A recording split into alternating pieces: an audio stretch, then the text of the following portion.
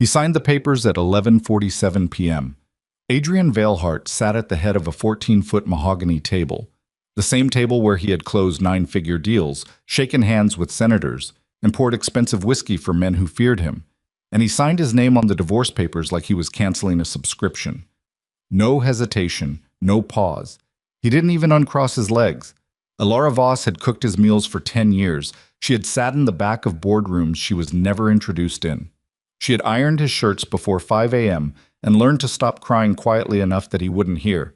And the man who once told her she was the only thing that made sense to him signed her out of his life in under 4 seconds and reached for his scotch before the ink was dry. "Have the documents couriered to her attorney by morning," he said to no one in particular. Then the lights went out across the entire estate. Not a flicker. Not a surge. Everything, the chandelier, the security panels, the perimeter floodlights, killed simultaneously, cleanly, as if someone had simply decided that Adrian Veilhart's world should go dark. He was still holding his glass when the sound began. Low, steady, rhythmic. The unmistakable percussion of rotor blades over water. Then headlights. Not from the driveway, but from the private airfield he had built behind the estate for his own convenience, now burning with activity he had not authorized. His head of security, Marcus Holt, burst through the side door with a flashlight and a face that had lost its color entirely. "Sir?" Marcus's voice was wrong, stripped of its usual precision. "You need to see this. If you've ever given everything you had to someone who never looked up long enough to notice, this story is for you. Stay with us until the end, because what Alara Voss does next will change the way you see quiet people forever. If this is your kind of story, hit that like button right now and drop your city or country in the comments. I want to see exactly how far this story travels. Don't forget to subscribe so you never miss what comes next. Now, let's begin. The airfield was supposed to be empty. Adrian had no scheduled flights. His pilot was in the Maldives. The hangar crew had been dismissed 2 days ago when he'd flown back from Geneva with Victor Halden and hadn't wanted witnesses to the conversation they'd had on the tarmac. What waited on that airfield now was not his crew. A black Gulfstream G700 sat at the far end of the runway with its engines still running, heat shimmering off the fuselage in the cold November rain. Flanking it on both sides were 6 black Escalades, parked in a disciplined arc. The men standing outside them were still, completely, unnervingly still. 20 or more of them, each in a charcoal suit, no ties, earpieces in, hands folded in front of them, like men who had been trained to wait without moving. Not bodyguards. Not contractors. Something older than that. Adrian stood at the edge of the runway with Marcus at his shoulder, the rain hitting the back of his neck, and he felt something he hadn't felt in years. He felt small. The door of the jet lowered. One man came down the steps. He was tall, not in an ostentatious way, but in the way of a man whose height was simply the least interesting thing about him. Late 40s. Dark hair going silver at the temples. A jaw that had clearly been on the wrong end of something at some point in his life. A thin scar ran from below his left ear to the corner of his mouth, faded but permanent. He wore a black overcoat that cost more than some people's cars, and he walked across the wet tarmac without looking at the rain. He stopped 10 feet from Adrian. He looked at him the way a man looks at something he has already calculated and found insufficient. "Adrian Veilhart," he said. His voice was low. American, but layered over something. European schooling, maybe, or years spent in rooms where every word had weight. "My name is Cassian Rourke." The name meant nothing to Adrian in that moment. It would mean everything by morning. "You threw away the woman who saved your life." Cassian said it without heat, without performance, the way you state a fact to someone who's been avoiding it. "We came to bring back the daughter of the empire you never knew existed." Adrian's first instinct, and this is a thing about Adrian Veilhart that would matter more as the night went on, was to be offended. "I don't know who you think you are," Adrian started, "but this is private property, and whatever you're—" "She signed the papers," Cassian said. "Didn't she?" It wasn't a question. Adrian stopped. "She signed them 2 hours ago, in the office of her attorney. Didn't cry. Didn't make a scene." Cassian tilted his head slightly. "I know because I had someone there. Not to intervene, just to make sure she was safe." His eyes held Adrian's without effort. "She's been under our protection for the last 6 years, Mr. Veilhart. You simply didn't know it. The rain was getting heavier. Marcus had not moved. The men by the escalades had not moved. I think, Adrian said carefully, that you need to tell me exactly who you are. I told you who I am. You told me a name. Cassian looked at him for a moment. Then, for the first time, something shifted at the corner of his mouth. Not quite a smile, more like the ghost of one. The kind that meant he had expected this conversation and found it exactly as tedious as anticipated. Come inside, Cassian said. There's a great deal you need to understand. And most of it, he added, turning back toward the jet, is going to hurt. They sat in the main cabin of the Gulfstream, Adrian and Cassian at a small table near the forward galley, Marcus left on the tarmac with a cup of coffee from one of the Rourke men who had produced it wordlessly, efficiently, like hospitality was a security protocol. The interior of the jet was immaculate and nearly silent. No music, no art on the walls. A man named Dre sat in the rear seat with a laptop open and didn't look up once. Cassian poured 2 glasses of water and pushed one toward Adrian. No alcohol offered. Adrian noticed. Alara's father was Tomas Voss, Cassian said. The name meant nothing. Adrian opened his mouth to say so. He built the Eastern logistics network of what people outside our circle call the Rourke Empire. I was my father's closest ally, his architect, the man who turned a regional organization into something that moves capital across 11 countries. Cassian's voice carried no pride in this. It was information, delivered as information. 13 years ago, someone inside the organization decided that Tomas had become too valuable to share power with. He was killed in what looked like a car accident outside Salzburg. Adrian sat very still. Alara was 19, Cassian continued. She already knew enough about what our family did that she couldn't be left exposed. But she also hadn't been trained, hadn't been prepared, and we had no way of knowing how deep the betrayal went. So my father made a decision. He paused. We hid her. Gave her a new name, her mother's surname, Voss, moved her to Chicago, set her up with documentation, a background, a life that could withstand scrutiny. You gave her a false identity. We gave her a surviving one. Cassian met his eyes. She was going to be a target. Anyone connected to Tomas was a target. We needed her invisible until we understood who had ordered his death. Adrian's hands were flat on the table. He was trying to organize something in his mind. The woman he had known for 10 years, the woman he had just signed away, laid over this information like a transparency over a photograph. The 2 images kept refusing to align. She never told me any of this, he said. She was never supposed to. For 10 years. That was the arrangement. Her safety depended on her disappearance. If she had told you, Cassian paused, choosing his words with what seemed like practiced care, you would have become a liability. And you were not at the time a man who understood how to manage that kind of liability. The insult was measured and clean. Adrian felt it land.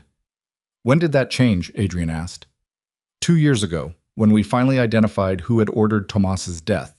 The threat structure shifted. She was no longer in the same danger. Cassian turned the water glass once between his palms. We gave her the option to tell you then. She didn't. No. A beat. She said she didn't think you'd believe her. The rain hit the windows in long, diagonal lines. Somewhere outside, the Escalade's engines were idling. Adrian thought about the night Alara had sat across from him at the kitchen table, 2 years ago, almost exactly, now that he counted it, and started a sentence with his name, just his first name, Adrian. And he'd been on his phone and he'd said, yeah, 1 second without looking up. And she'd waited, and he'd never looked up, and eventually she'd stood up and started washing the dishes. He hadn't remembered that until this moment. What do you want from me? Adrian asked. Nothing. Cassian said it simply. I'm not here for you, Mr. Veilhart. I'm here because Alara's position within the family has now been formally acknowledged. Her inheritance, her father's stake in the organization, his seat at the table, his legacy, comes to her in full. We came to bring her home. She doesn't need your home, Adrian said, and he heard how that sounded even as he said it. Cassian heard it too. He didn't react. Where is she? Adrian said. She left the attorney's office and went directly to the hotel where we had her car. She's been briefed. He glanced at the watch on his wrist. Expensive, old, not ostentatious. She boards in 40 minutes. She's leaving tonight. Yes. Adrian pushed back from the table. I need to talk to her. That, Cassian said, is up to her. The hotel was a 40-minute drive in clear traffic. Adrian's driver cut it to 26. He tried calling her twice. Both calls went to voicemail. Not rejected, just unanswered, which was somehow worse. He left no messages because there was nothing that fit in a message. There was too much that needed a room and a door closed and no timer running. The lobby of the Ashworth Hotel was quiet at this hour. A concierge at the front desk recognized him. People usually did, and started to rise. Don't, Adrian said, not breaking stride. He knew the room number because he'd called her attorney's assistant on the drive over and used a tone of voice he wasn't particularly proud of. The assistant had given him the number. He took the elevator to the 9th floor, walked the corridor. The carpet was thick and absorbed the sound of his steps, so when he arrived at room 914, it felt like arriving without warning, which he supposed was accurate. He knocked. Silence. Then, "Who is it?" Her voice through the door. Flat. Not startled. As if she'd been awake, sitting, waiting for something. Not necessarily him, just something. "It's me," he said. A pause so long he nearly knocked again. The door opened. Elara Voss, who had been his wife for 10 years, who was now technically no longer his wife as of approximately 3 hours ago, stood in the doorway in dark trousers and a gray cashmere sweater, her hair down around her shoulders, her eyes clear and dry and completely unreadable. She looked like herself. She looked like someone he had spent a decade failing to actually see. She didn't say anything. "I need to talk to you," he said. "You had 10 years to talk to me." The words weren't vicious. They were just accurate. Elara had a gift for that, for precision without theater, for saying the true thing in a way that left no room for it to be misunderstood. It had annoyed him once. He understood now that it was probably the sharpest thing about her. "Can I come in?" She considered this for a moment, genuinely considered it, in the way she considered most things, which was to say not quickly, and then she stepped aside. The room was spare and clean. A single bag sat packed near the closet. A dark coat was folded over the back of the chair. Everything ready. Everything already in its final position. Adrian came in and stood near the window. He didn't sit. He wasn't sure he'd earned that yet. "Cassian Rourke told me about your father," he said. Elara sat on the edge of the bed. Not tense, just careful, the way someone is careful when they've decided that this conversation has a fixed length and they intend to see it through without giving more than it requires. "He told you some of it," she said. "How much more is there?" She looked at him.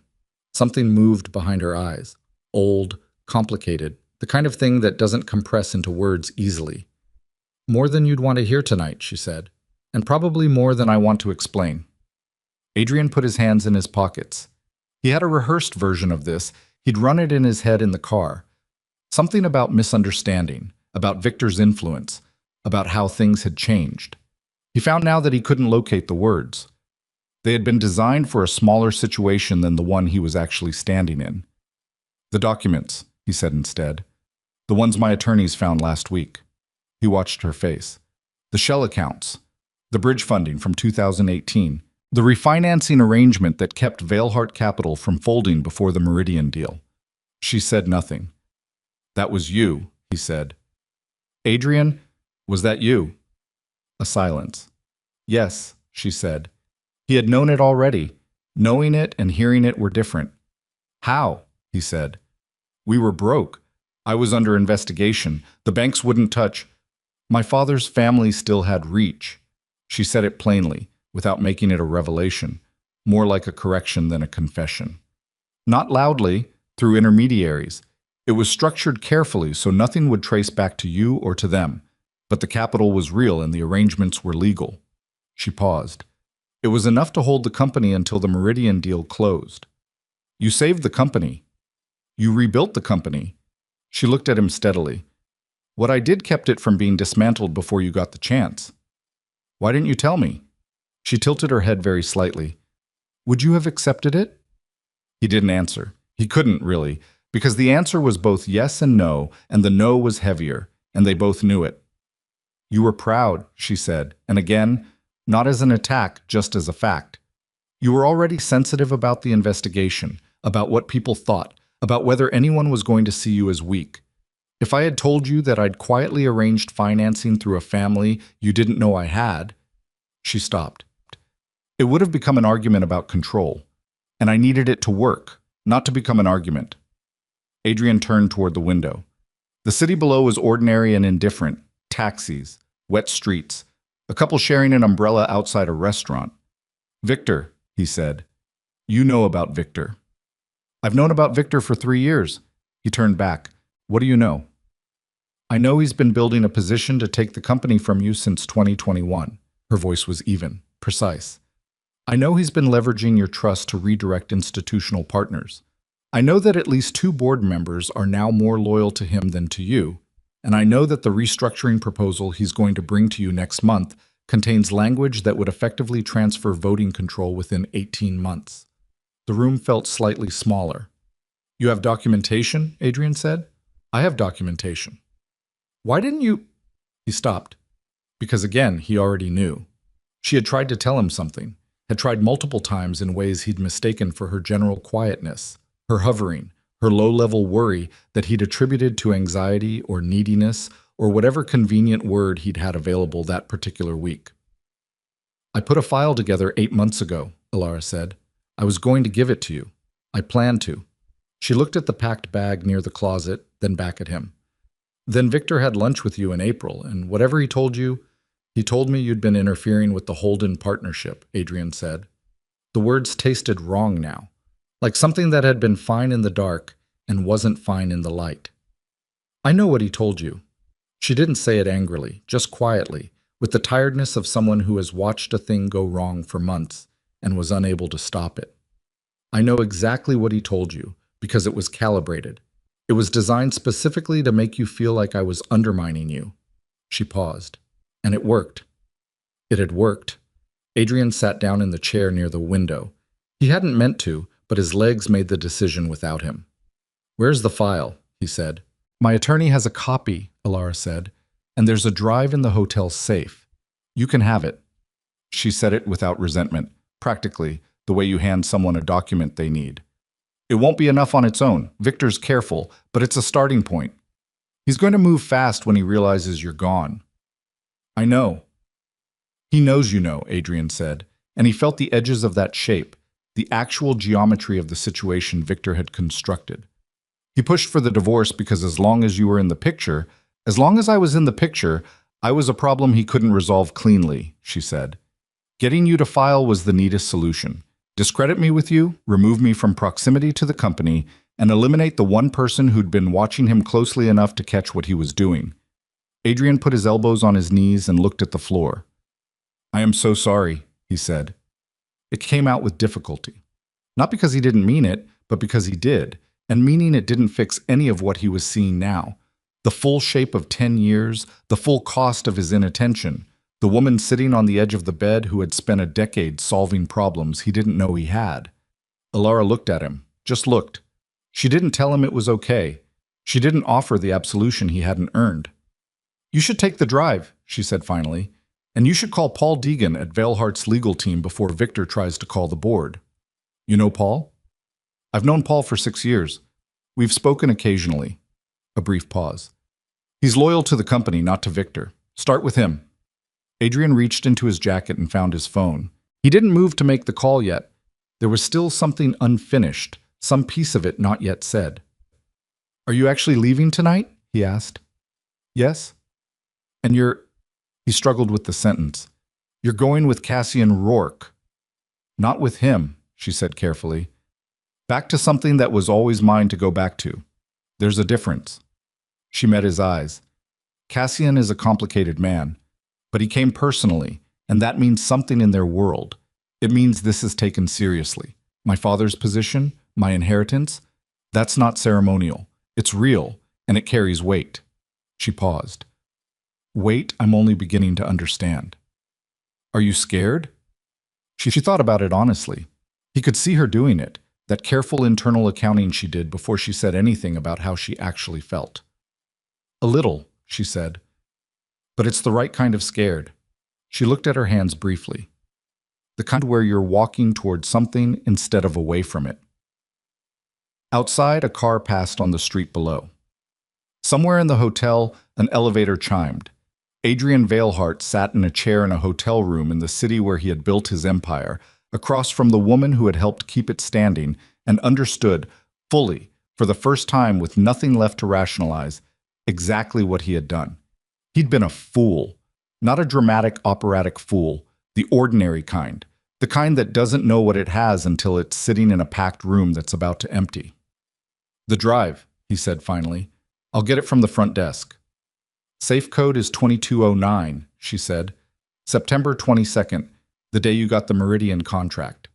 He looked at her. "I remember things," she said simply. "I always did." She stood up, and the movement was the punctuation, the end of this particular page. She picked up the dark coat from the chair with practiced quiet, settled it over her arm. "Adrian," she said. He looked up. "Paul Deegan. Tonight. Don't wait until morning." She said it the way she'd said everything important over the years. Without drama, without needing him to acknowledge that she was right. "Victor is going to find out I'm gone by midnight. He's going to move." Adrian stood. He nodded once. She crossed the room, and she paused for just a moment at the door. Not looking back, just pausing, the way you do when you're leaving somewhere you lived in long enough that the doorframe knows you. Then she was gone. And Adrian stood alone in the empty room with the sound of the elevator chiming down the hall. And in the safe was a drive that would start a war. And on his phone was a number he needed to call. And outside on a private airfield, a jet was waiting for a woman who had spent a decade being underestimated. He sat back down. He called Paul Deegan. It rang twice. "Paul," he said, when the man picked up, sleep-rough and confused, "I know what time it is. I need you to listen to me very carefully." Outside the hotel, in a black car idling at the curb, Alara Voss looked at nothing for a long moment, her hands in her lap, her coat folded beside her. The driver didn't speak. The rain was quieting. She had not cried in the room. She would not cry now. There had been a version of herself, years ago, who had, more than once, in bathrooms and parked cars, and once in a stairwell, at a company event while the man she'd married laughed loudly at something just through the wall. That woman had not disappeared. She was still in there somewhere. But she had been asked to wait a long time. Now it was her turn. The car pulled away from the curb, and Alara Voss moved through the wet streets of the city, toward an airfield, toward a man who had once made a promise to her father, toward something older and larger and more truly hers than anything she'd built in the 10 quiet years of her vanishing. The night was still around her. The city didn't notice. It never does, with the quiet ones. Paul Deegan showed up at Veilhart Capital's legal offices at 2:14 in the morning with coffee he'd bought from a gas station, an expression on his face that suggested he'd already started grieving something. He was 53, Paul. Thick through the shoulders, gray at the temples, the kind of lawyer who had survived 3 decades of corporate warfare by being the least dramatic person in any given room. He set the coffee on Adrian's desk without offering any, sat down without being invited, and looked at the drive in Adrian's hand the way a doctor looks at a scan result he already suspects isn't good.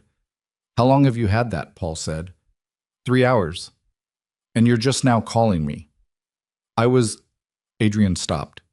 "It's complicated." "It's always complicated with you?" Paul reached across and took the drive. He turned it over once in his fingers. "Alara gave you this." "Yes." Paul didn't react visibly. He plugged the drive into his laptop and sat very still while it loaded. The only sound in the office, the low hum of the building's ventilation, and the occasional sweep of headlights from the street below. He read for 4 minutes without speaking. Adrian watched his face and learned nothing from it. Paul had a face designed to reveal nothing, which was most of what he was paid for.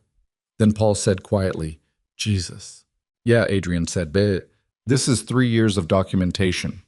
Apparently." "Adrian?" Paul looked up. "This isn't just about the board votes. He's been redirecting revenue from the Holden partnership through a subsidiary you don't have visibility into. That's not a takeover play. That's theft." "I know." "This has criminal exposure." "I know." "If he finds out you have this before we've secured the board position." Paul stopped, and in the pause was everything neither of them wanted to say. He turned back to the screen. How many people know Ilara is gone? Cassian Rourke's people. Her attorney. Now you. Paul's jaw tightened slightly at the name. You said Rourke on the phone, the Rourke family. Yes. And Ilara is Tomas Voss's daughter. Yes. Paul sat back in his chair. He rubbed the back of his neck with one hand and looked at the ceiling for a moment in the way people do when they're reorganizing a significant amount of information very quickly. Then he looked back at Adrian. She never told you? No. She told me, Paul said. The office went very quiet. Adrian set his own coffee down on the edge of the desk. Excuse me. 2 years ago. Paul met his eyes without flinching. She came to me because she'd identified what Victor was doing, and she needed to understand whether she could act on the information through proper channels without exposing herself. Her identity, her background. He paused. She trusted me to hold it. She trusted you. Adrian kept his voice level with some effort. My attorney. She trusted you and not me. She was trying to protect you. From what? From making a mistake. Paul said it simply, without apology. If she'd come to you directly with this, with evidence against your closest business partner, coming from a woman you were already starting to pull away from, what would you have done, honestly? Adrian didn't answer. You would have questioned her motives, Paul said. You would have said she was jealous of the partnership or threatened by Victor's influence. You would have found a way to make it about your marriage instead of the crime. He held Adrian's gaze. She knew that, so she worked through me. For 2 years. Yes. Adrian stood up and walked to the window.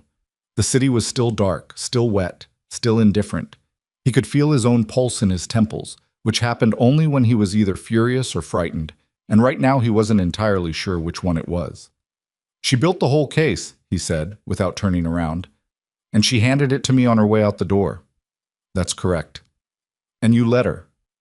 She's not a child, Adrian. She made her choices. Paul's voice was careful, but not soft. The question right now is what we do with what she left behind. Adrian turned back from the window. We move tonight, before Victor hears anything. We can't move tonight. We need to verify the board positions first. If we go to Hargrove and Chen before we know which way they're leaning, we tip Victor off. How long? 24 hours. Maybe 36. Victor's going to know she's gone by morning. I know. Paul closed the laptop. Which means we need to be ahead of his next move, not behind it. He's going to spin this. Ilara's disappearance, your divorce, all of it. He's going to use it to make you look unstable to the board.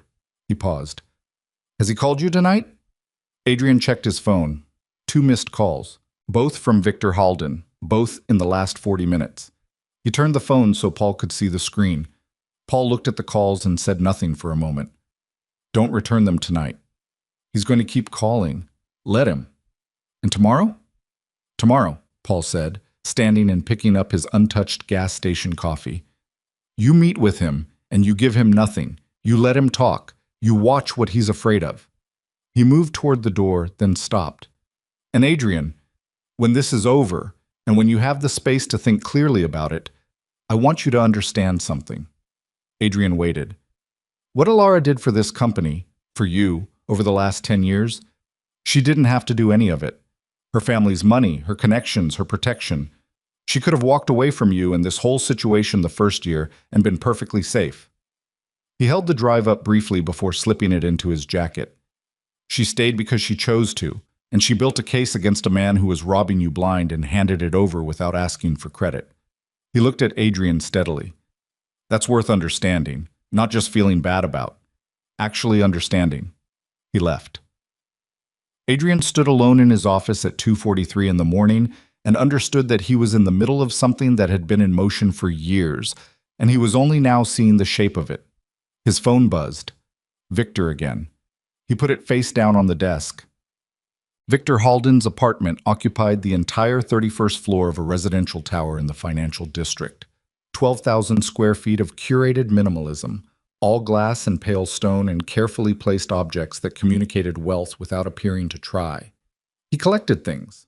Not art, exactly. More like proof. Proof that he'd been in certain rooms, known certain people, accumulated a life that justified the space it occupied. At 3 in the morning, Victor sat at his kitchen island in a white shirt with the sleeves rolled to the elbow and a glass of water he hadn't drunk. And he was on the phone with a man named Royce, who handled certain information problems. "She's on the plane," Royce said. Victor turned the water glass slowly between his palms. "Confirmed." Gulfstream G700. Filed a flight plan out of Westbrook Airfield. Destination listed as Geneva. That's the front. Actual routing is still being tracked. A pause. Cassian Rourke was on the ground personally. Victor was quiet for a moment. Then, "That changes things." "It changes a lot of things," Royce agreed. "If the Rourke family is formally reclaiming Tomas Voss's daughter, don't say the name on this line." "Right." Another pause. "If that's what's happening, and they're bringing her back into the fold with full standing, whatever she knows becomes an asset of the Empire, which means it's protected."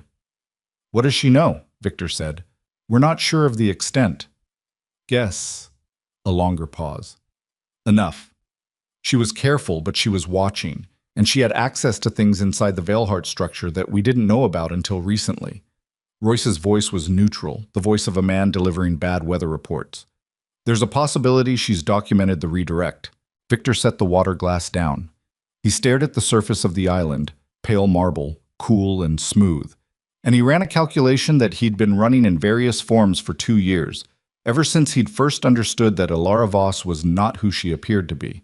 He'd known before Adrian did. He'd known, and he'd moved accordingly, carefully, in the way Victor always moved, by shaping the environment so that other people made the choices that served his purposes. Getting Adrian to file for divorce had been the cleanest move. Remove Alara from proximity to the company, damage Adrian's confidence in her, and eliminate the one witness with both access and motive. It had worked. For 6 weeks it had worked beautifully. He hadn't accounted for Cassian Rourke showing up in person. "Adrian called Paul Deegan tonight," Royce said. "We picked that up 20 minutes ago." Victor's jaw tightened. "How?" "Deegan's building has a security system with a third-party monitoring contract. We have a contact in the company." A pause that communicated something about the nature of that contact without stating it. "They met at the Veilheart Capital offices. They were there for roughly 40 minutes. Adrian has the documentation." Victor said it to himself as much as to Royce. "She gave it to him before she left." "That's the working assumption." Victor stood up and walked to the windows. 31 floors down, the city was dark and wet and moving with its usual indifferent nighttime business. He looked at it the way a man looks at a board when the pieces have shifted and he needs to restructure his thinking. He was not panicking. Victor Halden did not panic. It was one of the things he had trained out of himself deliberately, over years, the reptile response. The urge toward noise and motion when stillness and calculation served better. But there was something underneath the calculation now, something that had come in with Royce's mention of the Rourke name, and it wasn't quite panic, but it was adjacent to it. The Rourkes were not a variable he had priced into his model. "I need the board accelerated," Victor said. "The restructuring proposal goes to Hargrove by end of business tomorrow." "That's 3 weeks ahead of schedule. He'll know something's off." "He'll comply." Victor turned from the window. "Hargrove has exposure we can leverage. He knows that." "And Chen?" "Chen follows Hargrove. He always has." Victor picked up the water glass finally and drank. "What about the subsidiary accounts, the Meridian redirect?" "Currently clean from the outside. Would require subpoena-level access to trace." "Would require or does require?" Another pause. "Does. Unless someone had internal access and knew exactly what to look for." Victor set the glass down. "She did," he said quietly. Royce said nothing. "She knew exactly what to look for," Victor said, "because she understood the structure of that account better than Adrian ever did. She helped build the financing architecture in 2018. He paused. "I underestimated that." "We all did." "No." Victor's voice was even and precise. "I did. The rest of you didn't know enough about her to underestimate her." He turned back toward the island. "Get me everything on the Rourke organization's current legitimate holdings.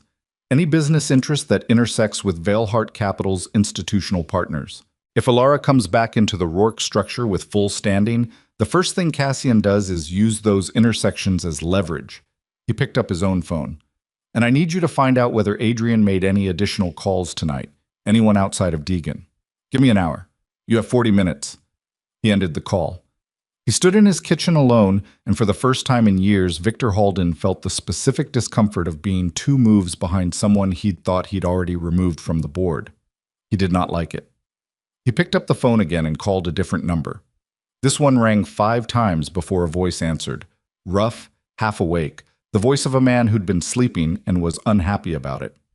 I need you in the office by 6, Victor said. Bring Hargrove's file. It's 3 in the morning, Victor. I know what time it is, Daniel. 6 o'clock. He ended that call too. Then he sat back down at the island and stared at the water glass and thought about a woman he had spent 2 years maneuvering into invisibility, who had apparently spent those same 2 years watching him with the calm, sustained attention of someone who already knew how the story ended. He thought about what that meant. He didn't like what he came up with. The Gulf Stream hit cruising altitude somewhere over the Atlantic at 4:20 in the morning, and Alara Voss was not sleeping. She sat near the rear of the cabin with a cup of tea she'd barely touched, her feet tucked under her, a thin blanket across her legs, looking out the small oval window at the absolute dark below and the stars above and the nothing in between. Cassian was in the forward section with Dre and a man she didn't know yet, speaking in low voices over a tablet. She could hear the cadence of it without the words, and the cadence was serious, which meant something had moved while they were on the ground. She'd known it would. Victor was fast. He was never the smartest person in any room he entered, but he was consistently faster than people expected. And he had the specific advantage of a man with nothing personal at stake. No loyalty, no grief, no love that could slow him down or complicate his judgment. She thought about Adrian alone in that office with the drive, calling Paul Deegan in the middle of the night. She thought about whether she'd done enough. She had run the calculation 100 times over the last 6 weeks, ever since she'd understood the divorce was real and not just another rotation of his moods. She had a system for her own emotional processing, had built it, necessarily, over years of living adjacent to someone who didn't notice, which involved letting the feeling exist fully for exactly as long as it needed to, and then setting it in a particular place in her chest where it couldn't interfere with her thinking. The grief about Adrian was in that place now, real, present, not consuming. She was still angry. That was different from the grief, and she didn't see the point in pretending otherwise. Not the hot, reactive anger of the first few weeks. The kind that made her drive to the company building 3 separate times and sit in the parking lot for 20 minutes before turning around and going home. This was the steadier kind, the kind that had settled into something useful. The cabin shifted slightly. Cassian moved through it, stepping over a bag near the galley, and sat down in the seat across from her. He looked the way he usually looked, contained, present, not particularly readable. He had a glass of water in one hand. You should sleep, he said. I'll sleep in Geneva. We're not going to Geneva. She looked at him. I filed the flight plan to Geneva as a decoy. We're going to Lisbon. There's a house. Secure, private, and we control the perimeter. He glanced out the window briefly. Victor Halden has ears in places I'd rather not test right now. He already knows I'm gone. Yes. And he's moving. Cassian turned back to her. He called Hargrove 20 minutes ago. We picked that up from a contact in Hargrove's building. The call was short, 2 minutes, but the timing tells us enough. He's accelerating the restructuring vote.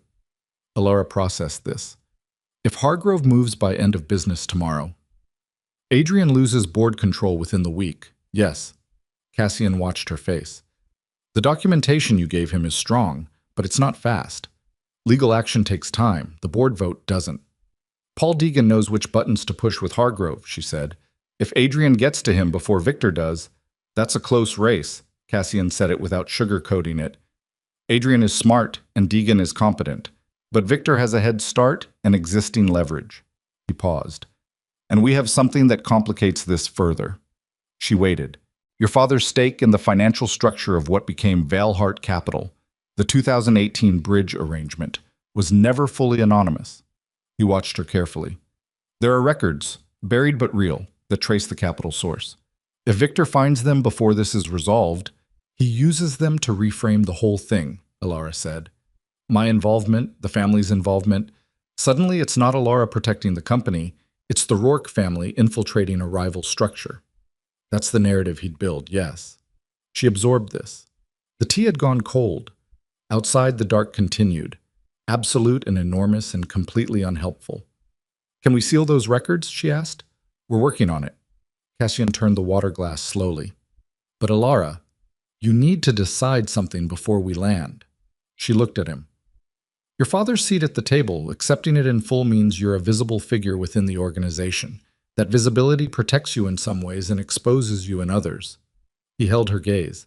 If Victor identifies you as a Rourke asset with standing, he escalates. He doesn't just try to take Adrian's company, he tries to neutralize you directly. You mean he comes after me? I mean he tries.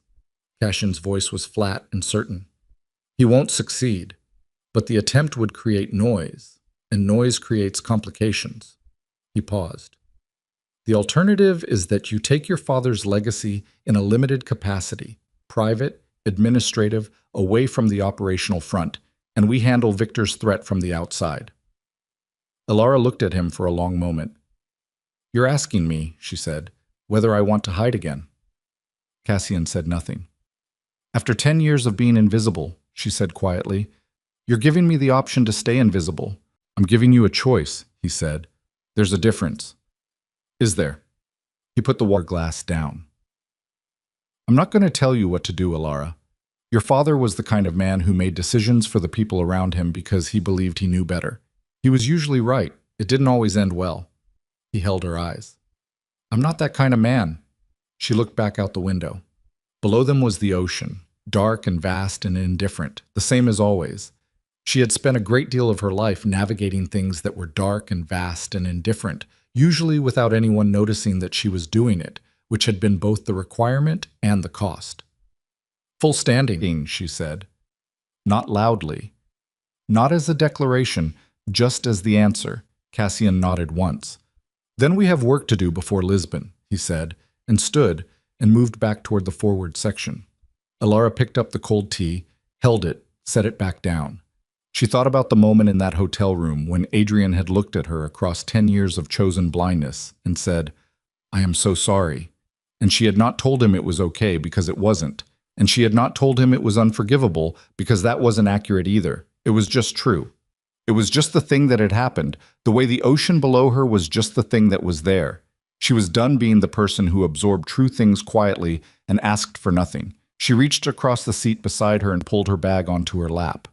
Inside, beneath a change of clothes and her passport, was a small notebook, dark blue, worn at the corners, filled with 3 years of notes in her careful, compressed handwriting. Observations, dates, account numbers, names, the full architecture of what Victor Halden had built, and what he'd used Adrian's trust to construct it on. She opened it to a page near the back. A name she hadn't shown Paul Deegan, hadn't shown anyone.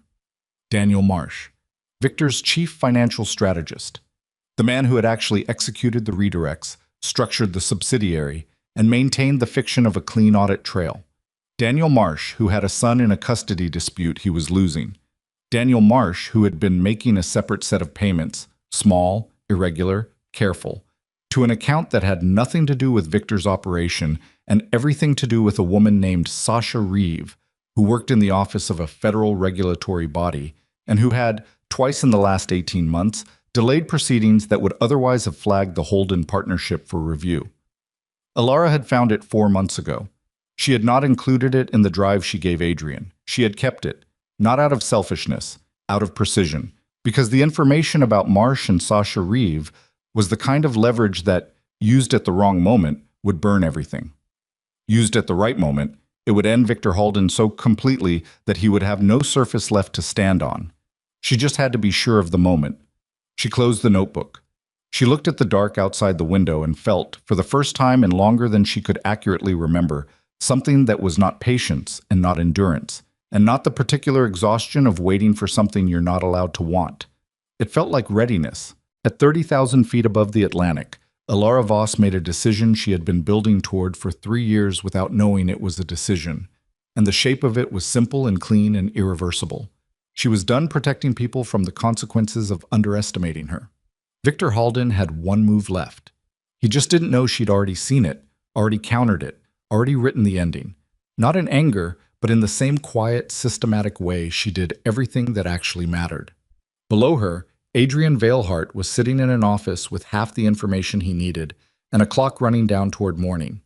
And somewhere in a building in the financial district, Victor Halden was recalculating with a variable he still didn't fully understand. The plane flew east into the dark. The notebook sat closed on her lap. And Alara Voss, daughter of Thomas Voss, heir to a legacy built in shadows, looked out at the nothing below and waited.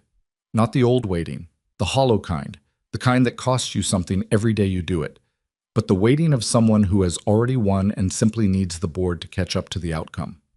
The cabin was quiet around her. Outside, the first gray edge of dawn was beginning at the far horizon, barely visible, barely real, just the faintest suggestion that the dark had limits after all. She saw it. She was the only one awake to see it. The call with Adrian lasted 19 minutes. When it ended, Alara set the phone on the windowsill and stood very still, looking at the river below, and she ran through the conversation the way she ran through everything, linearly, precisely, stripping it down to what was real versus what was noise.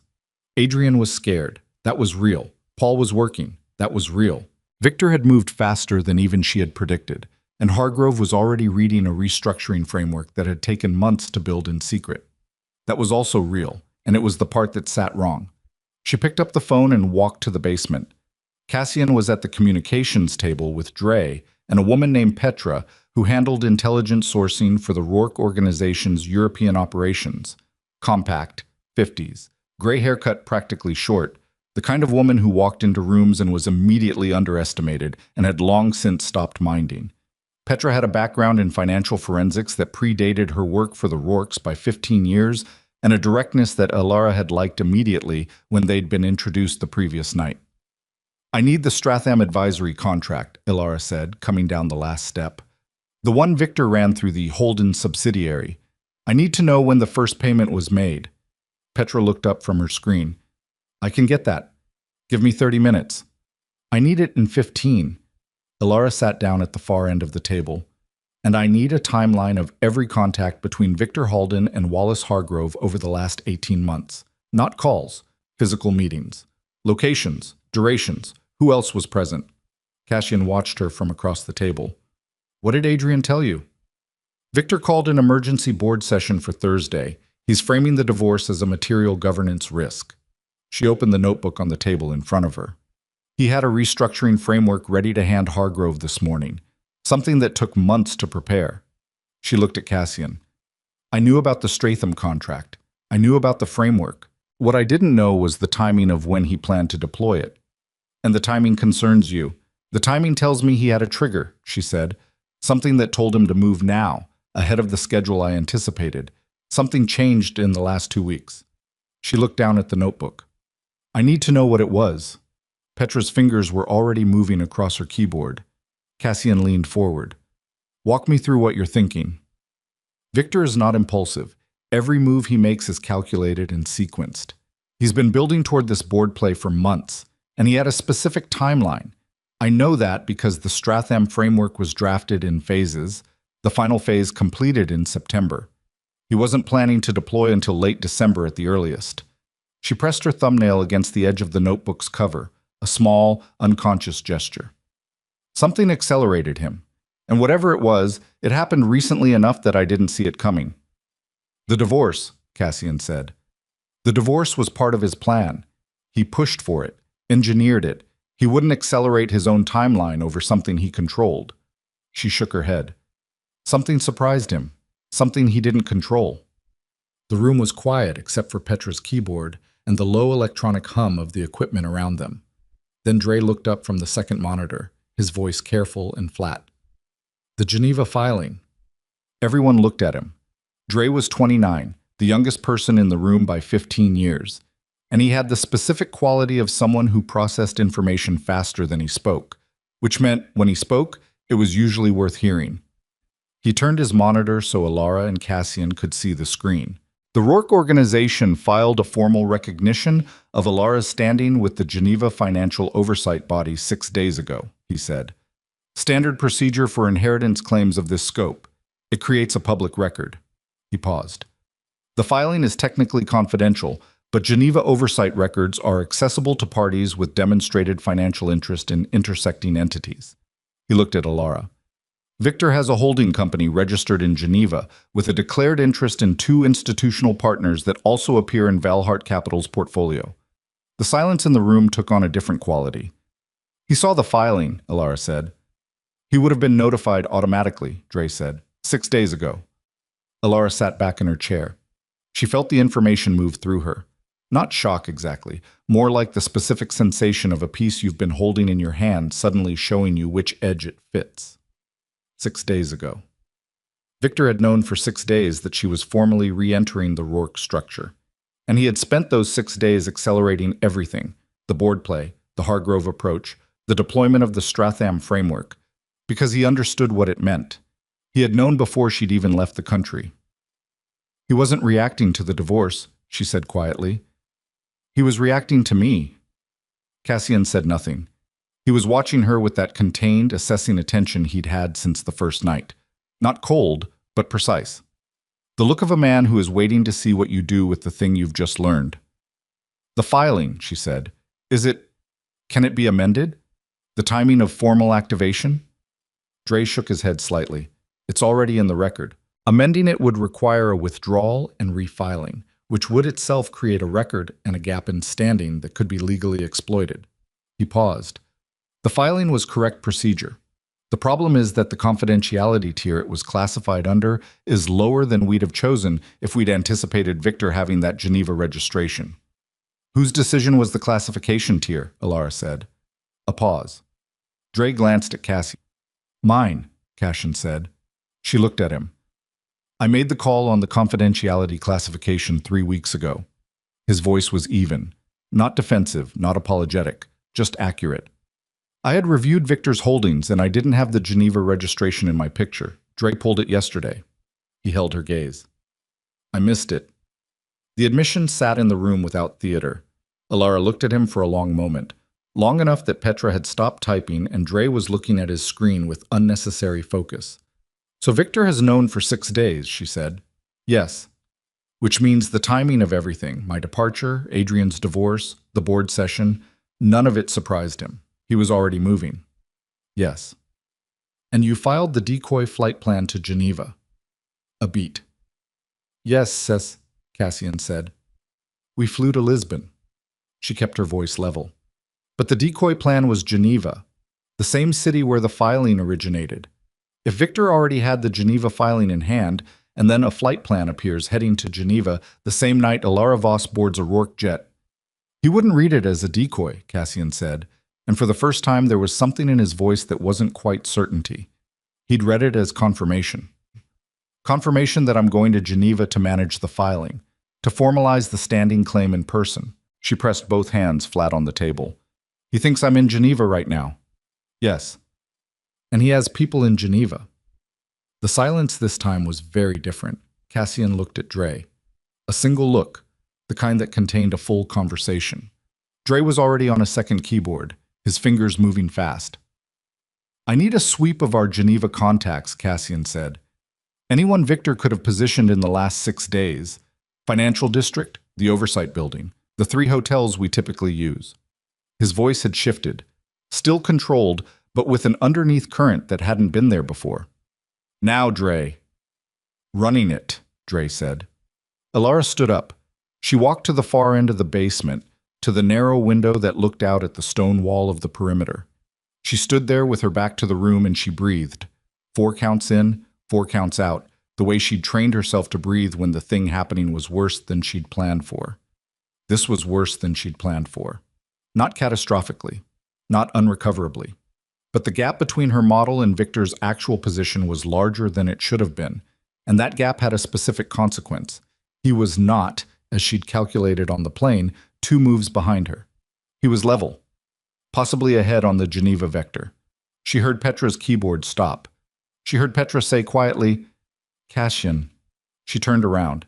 Petra's face had done something small and controlled. The kind of change in a professional face that means the information is bad enough to register even on someone who processes bad information daily. She turned her monitor. A financial record, a wire transfer log. Alara crossed the room and looked at it. The transfer had originated from a blind trust registered in the Cayman Islands. Small amount. $40,000, unremarkable on its own. The destination account was registered to a consulting firm in Zurich that Alara didn't recognize. The consulting firm, she said. Shell, Petra said. 3 layers deep, but the terminal entity is a man named Gideon Farr. He does contract intelligence work, surveillance, information brokering, occasionally things that are harder to categorize. She paused. He's worked for the Rourke organization twice in the last decade. Low level, deniable. Alara looked at the date of the transfer. 11 days ago. And the originating trust, she said. Can you trace the beneficial owner? Working on the second layer now, Petra said. But the first layer names a director. She pointed to a line on the screen. A man named Royce. No last name in the registration, but the signature style and the registration date match a trust that was used in... She stopped. In what? Cassian said. His voice had gone very quiet. Petra looked at him. In a transaction connected to the Halden Group's private holdings in 2019. The room absorbed this. Alara felt it move through her chest like cold water. Victor had hired Gideon Farr 11 days ago, before the Geneva filing, before the flight plan, before any of the moves of the last week. 11 days ago, when Alara was still in the country, still in the hotel, still technically Adrian's wife, Victor had already deployed an intelligence contractor with Rourke-specific experience. He didn't react to the Geneva filing, she said. It came out very quiet. He was already moving before the filing. He knew before the filing. She looked at Cassian. How? She said. The word was not loud. It didn't need to be. It sat in the room and took up all the available space. Cassian held her gaze, and she watched him run the same calculation she was running, watched him arrive at the same point, watched his face do the thing faces do when they arrive somewhere they didn't want to go. Someone told him, Cassian said. Someone in your organization, she said. Yes. The word cost him something. She could see it, not in any dramatic way.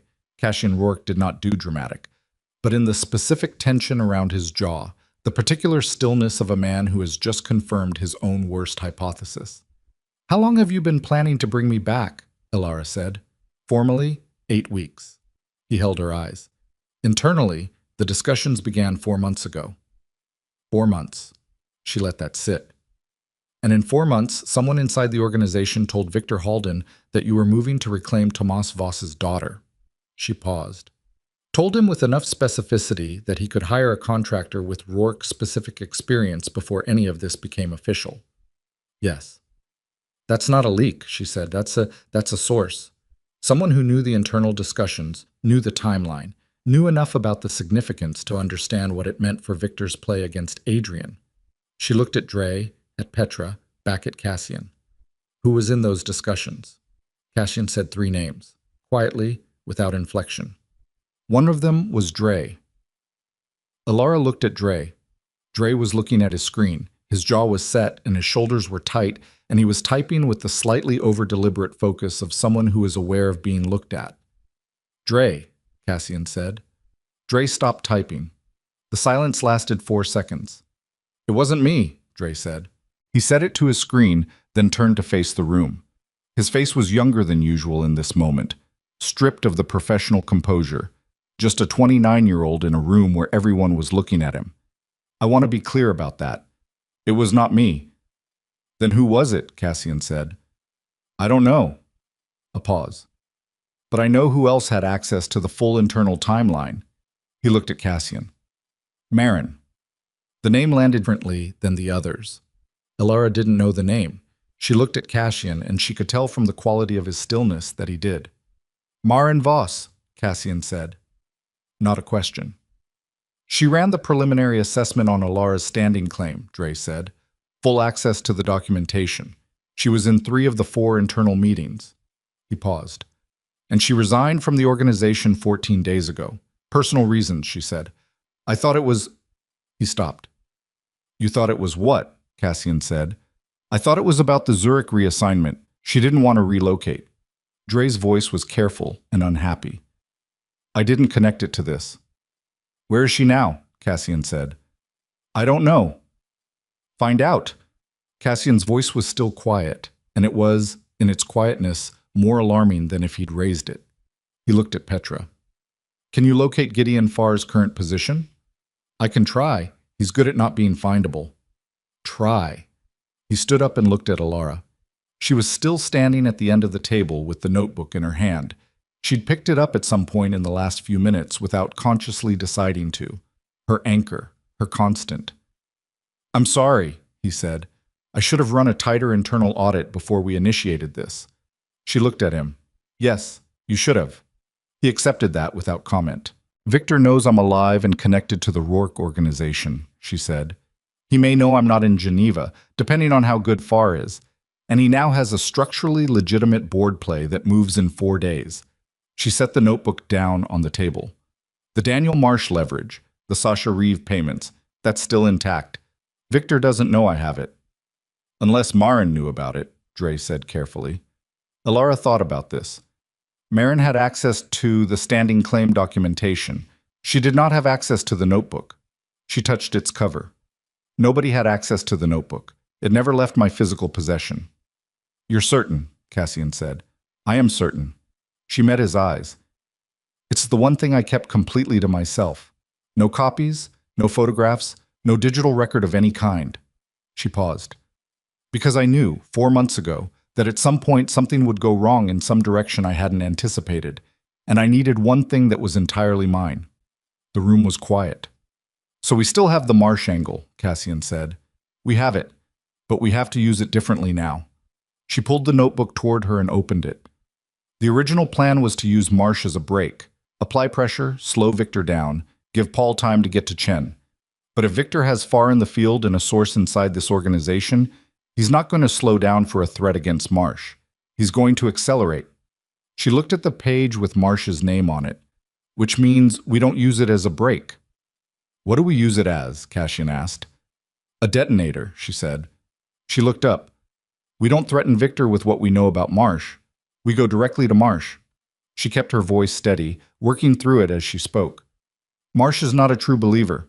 He's a functionary, smart, careful, loyal to whoever protects his interests.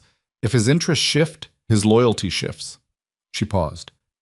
Right now, Victor is the most dangerous thing in Marsh's world because Victor controls what happens to him if the Sasha Reeve payments come to light. But if Marsh understood that we already know, that the information exists regardless of Victor's protection, then Victor stops being his shelter. You want to flip Marsh, Cassian said. I want Marsh to walk into the Thursday board session and contradict Victor's financial projections from the inside. She said it simply, the way she said things when she'd run them enough times to be certain. Not as a whistleblower. That takes weeks of legal process we don't have. As a witness. Someone who, when board members start asking questions about the Holden subsidiary and the redirect, confirms that the numbers they're being shown don't match the numbers he knows. That destroys Marsh professionally, Petra said from across the table. Not if we structure it correctly. Alara looked at her. Marsh has a son in a custody dispute. The custody case hinges partly on financial stability, his income, his professional standing. If we offer a pathway that protects his employment record while extracting him from Victor's structure, we'd need a company willing to absorb him on short notice, Cassian said. The Rourke organization's legitimate holding arm has 3 portfolio companies in the financial sector. One of them is currently looking for a senior analyst.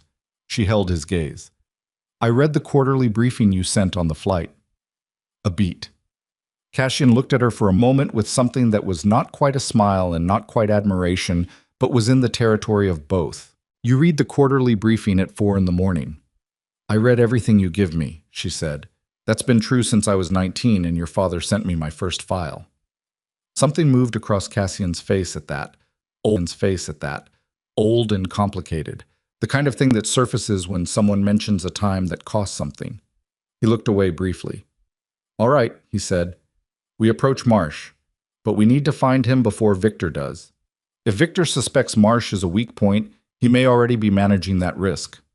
Victor doesn't know we have the Sasha Reeve payments, she said. He has no reason to suspect Marsh is exposed. She paused. Yet. Then we move today. Cassian looked at Dre. I need Marsh's current location and his personal schedule for the next 48 hours. Not through any channel Marin had access to. Understood, Dre said, and the relief of having a concrete task was visible on his face even through his professionalism. Alara closed the notebook. She should have felt something like confidence at this point. She had a plan. She had the information advantage on the Marsh angle. She had Cassian's organization as infrastructure. The shape of the path forward was there, even if it was narrower than she'd wanted. But something was still sitting wrong. She picked up her phone. She looked at the last call from Adrian, 19 minutes, 43 seconds. She thought about the conversation, replaying it with the new information. Victor had known for at least 11 days, possibly longer. He'd had time to prepare, to position, to place far in the field. She thought about Paul Deegan. She thought about something Paul had said to her 2 years ago in his office on a rainy Tuesday afternoon when she'd first brought him into her confidence about Victor. She'd shown him the initial documentation, the first redirect, the subsidiary structure, and he'd looked at it for a long time, and then he'd said something that she'd taken as caution at the time, and now, replaying it, landed differently. Be careful how much you put in writing, he'd said. Paper has a way of finding the wrong hands. She had thought, at the time, that he meant Victor, that he was warning her to protect the documentation from discovery. Now she thought about the fact that Paul Deegan had known about her identity for 2 years, had known and had held it, had been the bridge between her and the company, the one person who connected her world to Adrian's, her information to the legal structure of Veilheart Capital. She thought about the fact that Victor's intelligence on the Rourke filing had arrived 11 days ago. She thought about when she had last spoken to Paul, 3 weeks ago, to tell him she had made the decision to formally accept the standing claim. She stood very still in this basement of the Lisbon house. Her heart was doing something slow and precise in her chest, the kind of beat that happens when your body understands something half a second before your mind catches up. Cassian, she said. Her voice came out steady. She was grateful for that. The leak inside your organization, she said. Marin Voss. She resigned 14 days ago. Yes. And Victor received the intelligence 11 days ago. She turned to face him. That's a 3-day gap. Cassian was very still. Marin wouldn't have gone directly to Victor, Alara said. She's not connected to him. There's no pathway between them. She held his gaze. She would have gone through someone who already had a relationship with Victor, someone she trusted enough to hand the information to and trust it would move correctly. The room had gone very quiet. Someone with access to both worlds, Cassian said. Yes. A lawyer, he said. Someone in Adrian's circle who Victor already had access to. The word lawyer sat in the air between them. Alara felt sick. She felt it the way you feel something that you know is true before you have the proof. In the stomach, in the back of the throat, in the specific coldness that comes with a betrayal you should have seen coming and didn't. Paul Deegan has known about my identity for 2 years, she said. He knew about the Rourke organization. He knew about the standing claim because I told him 3 weeks ago when I told him I'd made the decision. She paused. He's been inside Adrian's company for 15 years. He has a relationship with every board member, including Hargrove. And if Victor had Deegan, Cassian started. If Victor had Deegan, she said, then the drive I gave Adrian last night went directly into Victor's hands. She looked at the notebook on the table. Every piece of documentation on that drive. Victor knows what's on it. He's known since last night. Her voice was flat and precise, and underneath it was something enormous that she was keeping absolutely contained. And Adrian is sitting in his office right now thinking he has a case, thinking Paul is working on his behalf, with no idea that the man he trusts completely is the reason Victor is 3 steps ahead of us. She picked up the phone. She called Adrian. It rang once, twice, 3 times, 4. Voicemail. She called again. Voicemail. She looked at Cassian, and the thing she had been containing was visible now, not on her face, which was still composed, but somewhere behind her eyes, somewhere in the quality of how she was holding herself. Get me to Adrian, she said. Now, whatever it takes, whatever it costs. She picked up the notebook and held it against her chest like a thing she was protecting. Because if Paul Deegan has been feeding Victor everything, every piece of evidence I spent 3 years building, then Adrian is not running a counterplay right now. She looked at Cassian. He's walking into a trap with the man who built it standing right beside him. The first 3 calls to Adrian went to voicemail. The 4th call went to a number Alara had never used. A direct line she had memorized 18 months ago and written nowhere. A number that rang into the office of Valhart Capital's head of internal security, a former federal investigator named Cole Whitman, who had been hired 4 years ago and who Alara had quietly vetted at the time and found clean. Whitman picked up on the second ring.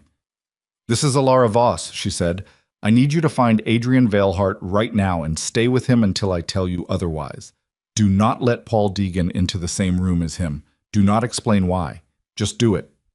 A pause. "Mrs. Valhart, Ms. Voss," she kept her voice level, "and I need you to do this in the next 4 minutes, Mr. Whitman, because the alternative is that your employer walks into a board meeting Thursday with a traitor standing at his shoulder and no idea the game was lost before it started. Do you understand me?" Another pause, shorter. "I understand you." "Good. Call me back on this number when you have eyes on him." She ended the call. Cassian was already on his own phone, speaking in a low, rapid cadence to someone in the New York operation. Dre had a second screen open, tracking flight options. Petra had not looked up from her terminal in 6 minutes. Alara stood at the basement table and pressed both hands flat against its surface and breathed. She counted the breaths not for calm was not the operative goal, but for precision. To keep the thinking clean. To not let the sick, cold weight of what Paul Deegan's betrayal meant collapse into the kind of emotion that cost you your next move. Paul had known about the Rourke organization for 2 years, had known about the standing claim for 3 weeks, had held the drive for 12 hours. She thought about every conversation she'd had with him, every document she'd walked him through, every name she'd given him, every piece of architecture she'd explained. She thought about his face across the desk from her in his office, careful, measured, apparently loyal, and she felt something in her chest that was not grief and not rage, but some combination of both that had no clean name. She had trusted him because she'd had to trust someone, because the plan required a bridge into Adrian's world that she couldn't be herself. Because Paul had been, for 2 years, the one person she'd believed was genuinely trying to protect the things she'd built, and she had been wrong. Her phone rang. "Whitman." "I have him," Whitman said. "He's in the conference room on 12. Deegan is with him." "Get Deegan out of the room." "On what grounds?" "Tell Adrian his car has been towed. Tell him anything. I need 60 seconds of separation." She was already moving toward the stairs. "And Whitman, when Deegan steps out, you go in and you stay in. Don't leave Adrian alone until you hear from me directly." "Copy." She took the stairs 2 at a time, phone to her ear, and she was already dialing Adrian's personal cell again before she hit the ground floor. This time it rang twice, and he picked up, his voice carrying the specific distraction of someone who was mid-sentence when the call came in. "Alara, don't react," she said. "Don't change your expression. Don't look at Paul." A beat. She could hear the quality of his breathing shift, the slight intake, the deliberate hold. "Okay," he said carefully. "Paul Deegan is the leak. He's been feeding Victor everything. The drive I gave you, the documentation, the board strategy. Victor has all of it." She kept her voice flat and fast. "Don't confront him. Don't give him anything new. When Whitman comes in, find a reason to end the meeting. I need you out of that room." "Alara." His voice was very controlled. Too controlled. The kind of control that costs something. "Are you certain?" "I am certain." A silence of perhaps 3 seconds. In it she heard the entire weight of what she was asking him to absorb. That the man sitting across from him, the man who had been his lawyer for 15 years, the man he had called at 2 in the morning because he trusted him absolutely, had been selling him out to the person trying to destroy him. "All right," Adrian said quietly. "I'll handle it." He ended the call. She stood in the front hallway of the Lisbon house with the phone in her hand and the morning light coming through the narrow windows, and she waited. 40 seconds. Her phone buzzed. A text from Whitman. "He's out? I'm in." She exhaled. Then she called Cassian back into the hallway. "We have a window," she said, "but it's small.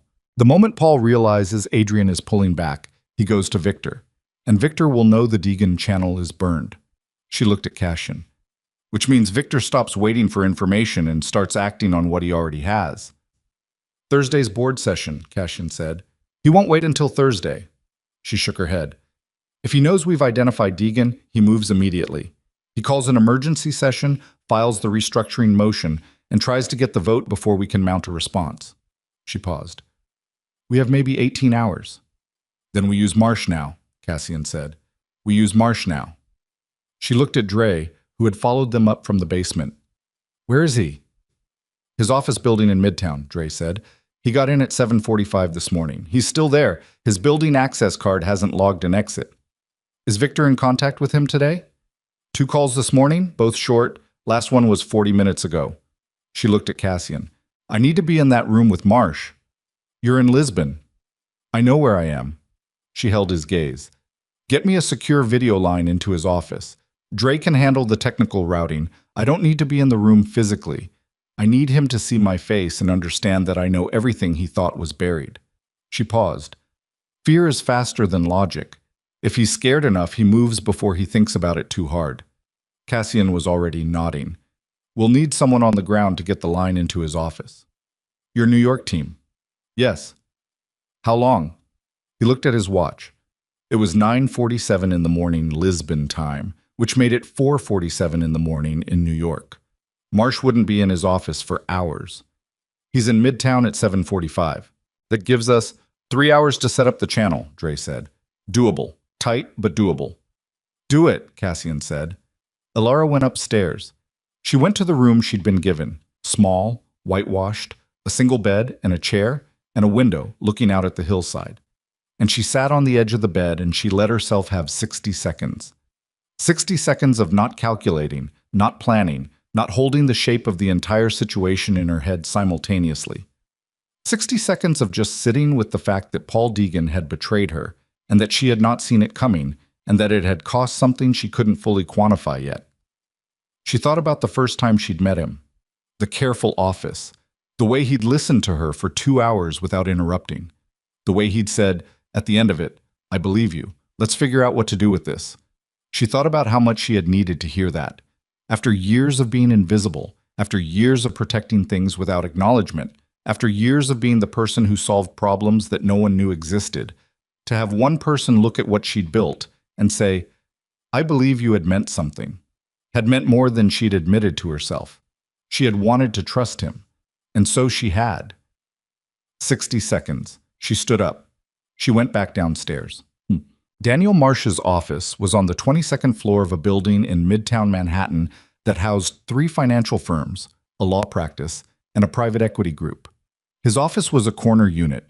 Dre had the building schematic on screen within 20 minutes of the request, with 2 windows, a desk that faced the door, and a private line that ran through the building's internal network rather than through Victor's company infrastructure.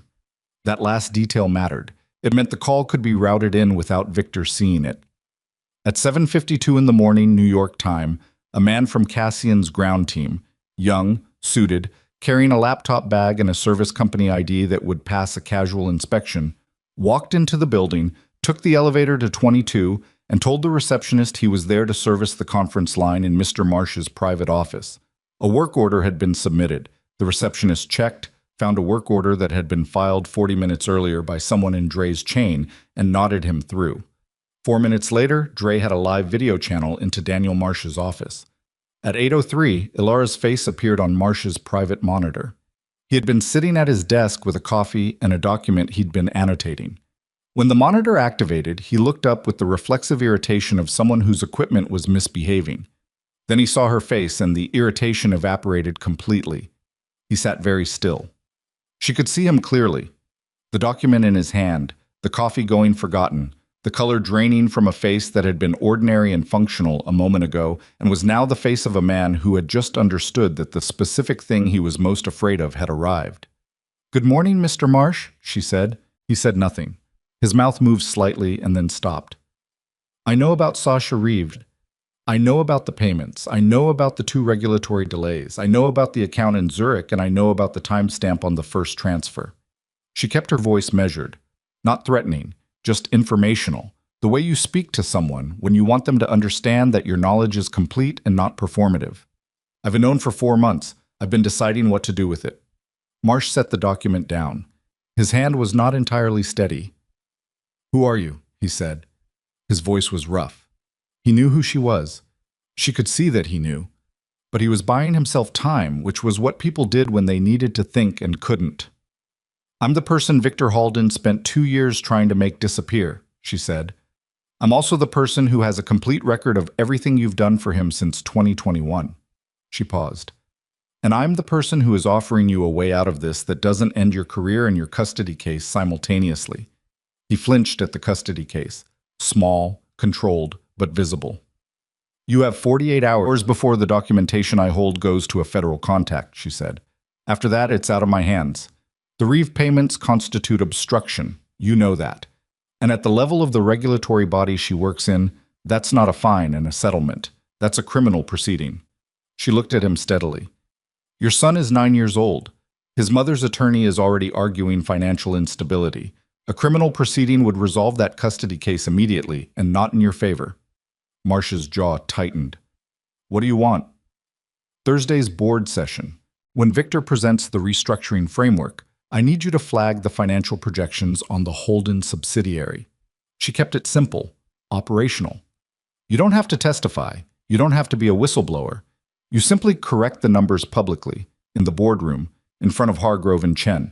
You say the projections are based on data you cannot verify, and you've identified discrepancies that require a full audit before any vote can proceed." She paused. "That's it. That's all."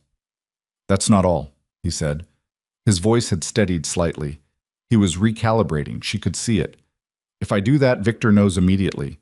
He burns everything, including anything that could implicate him, and he comes after me."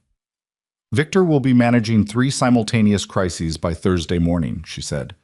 "His intelligence channel inside Veilhart Capital's legal team was identified in the last hour. His contractor in the field has been flagged, and the financing records from the 2018 bridge arrangement, which Victor planned to use to reframe my involvement as hostile infiltration, are being sealed through a Geneva filing amendment as we speak." She held his gaze. "Victor is not going to have the capacity to come after you." A silence. Marsh looked at her. He was doing the calculation. She could almost see the components of it moving across his face, the variables being weighed against each other. "Rourke Organization has a portfolio company looking for a senior analyst," she said. "The role is legitimate, well compensated, and the background check process is handled internally. Your employment record stays clean." She paused. "Your son needs you present. Not incarcerated, not disgraced, present." Marsh looked at the window. He looked at it for a long time. The city outside was already in full morning motion, the ordinary and different machinery of a day that didn't know or care what was happening inside this particular corner office. Then he looked back at her. "If I do this," he said, "and Victor finds a way around it anyway—" "He won't," she said. "You don't know that." "No," she said. "I don't. That's the honest answer." She held his eyes. "But I know that if you don't do this, the reeve documentation goes to a federal contact who has been waiting for exactly this kind of entry point into the Holden partnership for 2 years, and that outcome is certain." She paused. "This one is not certain, but it's the better bet." He looked at her for a long moment. "Thursday morning," he said finally. "I'll flag the projections." "Thank you," she said. She ended the feed. She sat back from the screen and pressed both hands over her face for exactly 3 seconds. Then she dropped them. "Dre," she said. "Already routing confirmation to the New York team," he said. "And the Geneva amendment?" "Filing went through 20 minutes ago," Petra said. "The records are sealed." Alara stood up. She felt the exhaustion now. The first real wave of it. The kind that comes not when things are worse, but when the first segment of the response is complete and your body takes the opportunity to remind you that you've been running on cold tea and adrenaline for 14 hours. She didn't have the luxury of it yet. She pushed it down. "Adrian," she said to Cashin, "I need to talk to him again, properly, not in 30 seconds on a phone." "We have a secure line set up from the New York safe house," Cashin said. "Whitman can get him there." "Do it." Adrian Veilhart arrived at the safe house at 9:41 in the morning, which was a nondescript brownstone in a residential block in the West 50s that looked nothing from the outside like what it was, and he came in through the back entrance with Whitman at his shoulder, and the specific expression of a man who had been managing his own face very carefully for several hours and was now in a room where he didn't have to. He sat down across from the screen and looked at Alara's face and said, "Tell me everything." She told him. She told him about Mafia Boss and the internal leak. She told him about Gideon Farr and the Geneva filing. She told him about the timeline that put Victor's knowledge at 11 days ahead of what they'd assumed. She told him about Paul. She told him about Paul last because it was the hardest, and she needed him to have the full context before it landed. When she finished, Adrian was quiet for a long time. He was looking at the table in front of him rather than the screen. His hands were flat on the surface. She could see the tendons in the backs of them. 15 years, he said. Yes. He was at my wedding, Adrian said. It came out strange, not accusing anyone, just locating the specific dimension of it. He was in the hospital when my father died. He was the first call I made when the SEC investigation started. A pause. He's my son's godfather. Alara said nothing. There was nothing to say to that would make it smaller or cleaner. Victor recruited him how long ago? Adrian said. We don't know yet. The Deegan channel may predate even my involvement with Paul. It's possible Victor had him before I ever walked into his office. She kept her voice steady. It's also possible Paul was legitimate for most of those years, and Victor found leverage at some point. We don't know. Does it matter? She thought about it. For criminal liability, yes. For what it means to you personally. She stopped. No, I don't think it matters. Adrian looked up at the screen. His face was doing something complicated and controlled, and she recognized it. It was the face he made when something had broken past the perimeter of the self-possession he maintained as a professional habit. She had seen it 3 times in 10 years. Once when his company was nearly dissolved. Once when his father died. Once, early in their marriage, when he had said something to her that he couldn't take back and knew it. I'm going to deal with Paul, he said, directly, today. Adrian? Not violently, he said, and there was something almost tired in it. But I'm going to look him in the face and I'm going to tell him what I know. I need to do that. A pause. I understand if that's not strategically optimal. She looked at him. It's not. If Paul knows his position is burned, he warns Victor. Victor already knows his position is burned. You burned it when you identified Deegan to Whitman. He held her gaze. He's going to know within hours regardless. I'd rather Paul hear it from me. She thought about it. He was right. The timeline on Victor's awareness was already running, and there was something in Adrian's voice that she recognized as non-negotiable in the specific way that certain things are non-negotiable, not because of strategy, but because of what a person needs to be able to live with themselves. Fine, she said, but Whitman stays in the room. Agreed. And after, I need you to go to Chen, not Hargrove. Chen directly. Don't call first, just go to his home. She leaned slightly forward. Tell Chen the truth about the 2018 financing. All of it. Tell him Alara Voss used family connections to keep the company solvent during the investigation, that it was legal, that she never took credit for it, and that the man who's been his partner on the board has been stealing from the company for 3 years. She paused. Chen has children. He's been with this company since the beginning. He's not a man who forgives being used. You think he'll vote against the restructuring? I think when he understands the full picture, he'll do more than that. He'll ask for an independent audit. She held his gaze. An independent audit kills the Thursday session entirely. Victor can't proceed with a vote while an audit is pending. Adrian absorbed this. He nodded once, a short and definitive motion. And Paul, she said, when you confront him, don't tell him about Marsh. Don't tell him about Chen. Don't tell him anything that's still in motion. I know, he said. I know you know. I'm saying it anyway. Something moved across his face. Not quite a smile, but in the vicinity of one. The smallest possible acknowledgement of the 10 years of her saying things he already knew because she needed them said, and him being surprised sometimes that she'd been right to say them. Alara, he said. She waited. When this is over, he started again. I know you're not coming back. I understand that, and I'm not asking you to. But I want you to know that I understand now what I didn't understand before. Not as an apology, just as a fact. He held the screen's eye without looking away. You were the most capable person in every room we were ever in together. I spent 10 years making sure you felt like you weren't. She looked at him. I know, she said. It was not forgiveness. It was not absolution. It was just the truth, received accurately, which was more than she'd expected and enough. "Go talk to Paul," she said. "Then go to Chen." The feed ended. Alara sat in the front room of the Lisbon house in the mid-morning light and felt the shape of the next 12 hours settle around her like weather. Marsh was moving. Geneva was sealed. Whitman had Adrian. Chen was the next variable.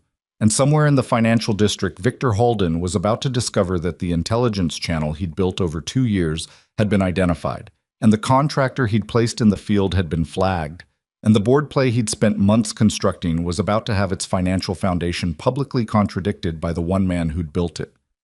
She thought about what Victor would do with that. She thought about a man who had no loyalty, no grief, nothing personal at stake. A man who had been, for years, the fastest person in any room, the one who moved before others knew the board had shifted.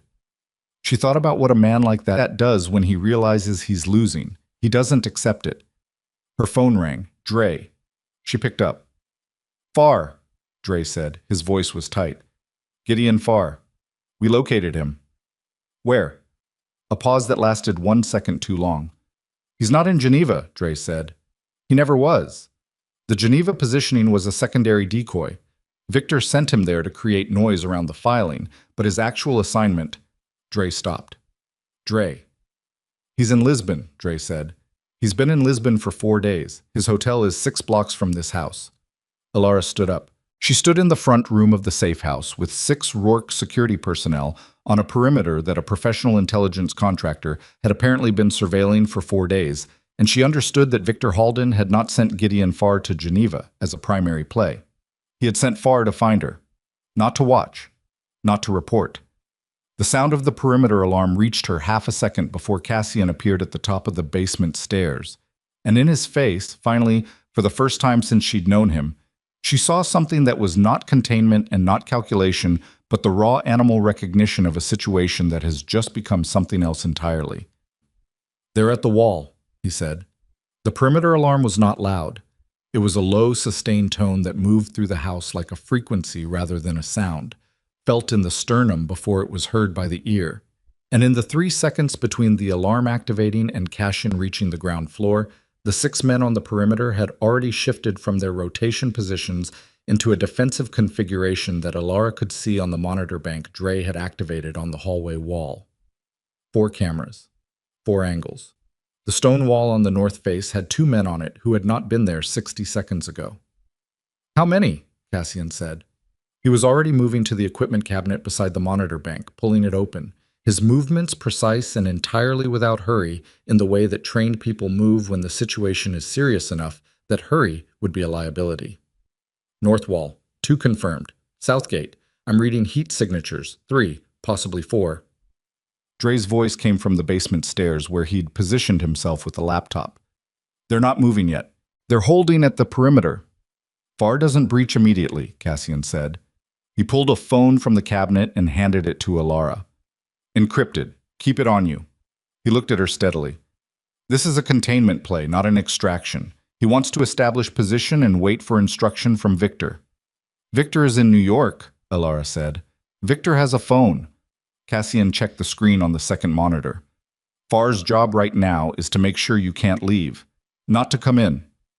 "Yet," Petra said. She had come up from the basement with a tablet and a face that had shed its analytical composure for something more immediate. "If Victor gives the order—" "Victor is not going to give that order," Alara said. Both of them looked at her. She was already dialing Adrian's number on the encrypted phone. It rang once. He picked up. In the background, she could hear a different quality of noise, voices, movement, the sound of a room that was not calm. "Where are you?" she said. "Paul's office." His voice was tight and strange. "Alara, Paul is... He's not here. His assistant says he left 40 minutes ago. He took his personal files." She closed her eyes for exactly 1 second. "He ran." "He ran," Adrian confirmed. "Which means Victor knows the channel is burned. Which means Victor gave Farr an instruction update in the last 40 minutes. She opened her eyes and looked at Cassian. "They're not holding position to contain me." She turned to face the monitor bank. "They're holding position until Victor tells them whether to come in or pull out. He's deciding right now." What makes him pull out? Cassian said, having nothing left to gain. She looked at the phone in her hand. If the board play is dead before Farr does anything here, there's no strategic value in escalating to a physical confrontation with a Rourke security perimeter. Farr is expensive and professional. He doesn't take that risk for a client who's already lost the primary objective. So we kill the board play, Cassian said. In the next 10 minutes, she said, before Victor makes the call. She looked at Adrian through the phone, not a video call, just audio, but she could feel the shape of him on the other end, the specific tension of a man who was standing in a room where something had just gone wrong and was waiting for the next instruction. Chen, she said, did you go to Chen? I'm on my way there now. Whitman is driving. How long? 12 minutes. She looked at the monitors. The men on the north wall had not moved. The heat signatures at the south gate were static. Farr was professional enough to hold until he heard. I need something from you first, she said to Adrian. Before Chen, I need you to call Hargrove. Hargrove is Victor's. Hargrove is a man who has been leveraged into a position he didn't fully choose, she said. There's a difference. Victor has exposure on Hargrove, something Hargrove did that Victor has held over him. I don't know what it is, but the dynamic is leverage, not loyalty. She kept her voice steady, which means if Hargrove understands that Victor's position is collapsing, the leverage loses its power. He becomes a free agent. And a free agent on the board votes his own interest. His own interest is not going down with Victor Halden's ship. She paused. Call him. Tell him you know about the Thursday session. Tell him you're asking him to postpone the vote pending an independent financial audit.